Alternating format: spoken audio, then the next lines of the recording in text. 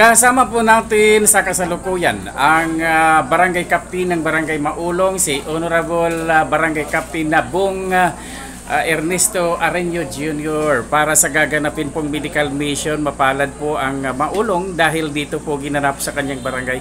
Kap, good morning. Para sa Samar News Watch,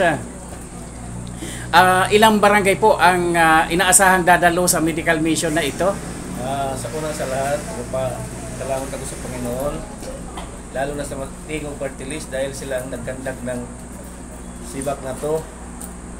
By the way, ang participants ito ay lahat ng barangay ng Catbalogan City, 57 barangay po ang dadalo rito. Yes, 57 barangay. At nakita po natin na Kap na nagbigay po yata ng mga tulda ang LGU ng Catbalogan para pagtambayan po ng ating mga pasyenteng magpapakonsulta ngayong morning. Mga ilang araw po ang medical mission na ito, Kap? Siguro to, more or less 2 days. Opo. Kompleto po ang kanilang facilities doon. Mayroon po silang medicine, may surgical, lahat-lahat na may x-ray nasa loob at ang mga medical personnel ay nandito na rin po.